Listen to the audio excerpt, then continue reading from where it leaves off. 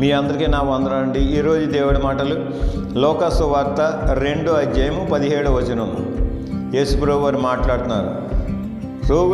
రోగులకి కానీ ఆరోగ్యం గల వారికి వైద్యం అవసరం లేదు, నేను పాపుల్ని పిలువ వచ్చింది కానీ నీతిమంతుల్ని పిలువ రాలేదన్నారు. అంటే యేసుప్రభు వారు రోగులను బాగు చేయడానికి, పాపుల్ని క్షమించడానికి ఈ లోకంలోకి వచ్చారు.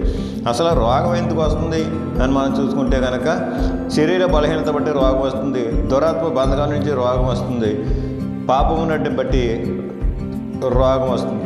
ఇంకా మనం చూసుకుంటే 12 సంవత్సరాల నుంచి రక్తస్రావం గల స్త్రీ, అతను డబ్బు అంతా కూడా వైద్యానికి ఖర్చు పెట్టేసింది, అయినా కానీ ఆమె రోగం తగ్గలే.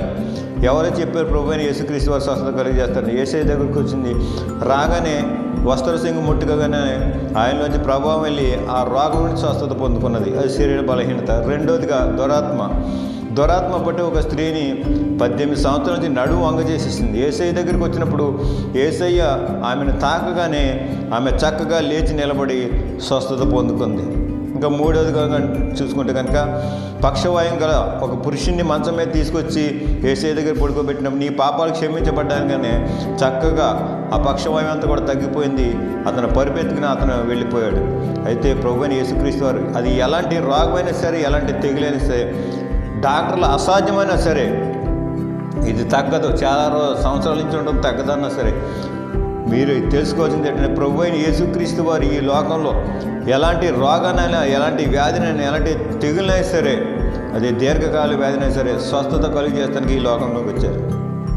మీ బంధువులో కానీ, మీ కుటుంబంలో కానీ, మీ రక్త సంబంధికులు కానీ, మీకు తెలిసిన వారు ఎవరిలో, మీ ఇరుగు పొరుగు వాళ్ళు కానీ ఎవరైనా సరే అనేక సంవత్సరాల నుంచి రోగంతో, బాధంతో, తెగులతో బాధపడుతున్నారా? ఇప్పుడే ఈ వాక్యాన్ని వారికి వినిపించండి.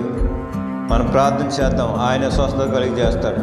ఇప్పుడే ఈ వాక్యాన్ని ఎవరైతే వింటున్నారో వారికి, వారి శరీరంలో ఉన్న బలహీనత కానీ, దురాత్మ నుంచి వచ్చింది కానీ, పాపాల నుంచి వచ్చింది కానీ, ఏ రోగమైనా సరే ఇప్పుడు యేసు నామములో వారికి స్వస్థత కలుగునుగాక, యేసు నామములో స్వస్థత కలుగునుగాక, వారిలో ఉన్న దురాత్మ బంధకాలు విడుదల పొందుకునుగాక, వారిలో ఉన్న పాపము తొలగిపోవునుగాక, స్వస్థత కలుగునుగాక, మీ సన్నిధిలో గొప్ప సాక్షిగా నిలబడుదురుగాక.